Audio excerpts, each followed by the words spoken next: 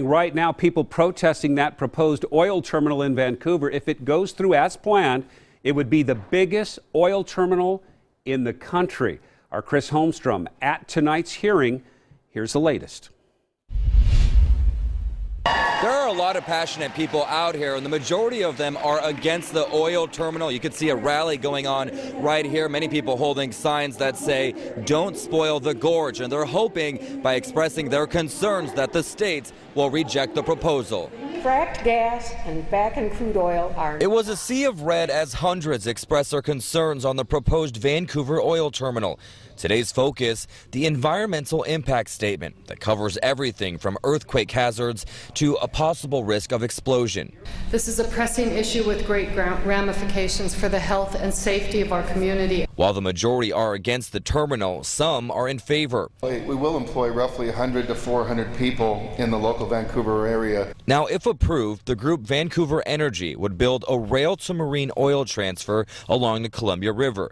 That can handle on average 360,000 barrels of crude oil per day. We're producing more oil than we've produced ever in the United States history since about the 1970s. Jared Larrabee is the general manager of Vancouver Energy. So this is really an opportunity to move domestic crude oil, North American crude oil, to the West Coast refineries for use for the transportation fuels that we use every day. Our biggest concern is probably the safety issue. Brian Rittenhouse is with Friends of the Columbia River Gorge. He's been fighting the proposal from the start. Oil that's being transported on these trains is much more volatile than typical oil. That's because it's coming from the North Dakota oil fields called the Bakken oil fields, and there's a lot more volatile substances in it. It's a much more volatile mixture of oil. I took these concerns to Vancouver Energy. And really what the draft environmental impact shows is that under normal operations, a facility like this can be built and operated in a safe and environmentally responsible way and bring those jobs and economic benefit. You know, Tesoro never talks about the negative economics impacts that this is going to have.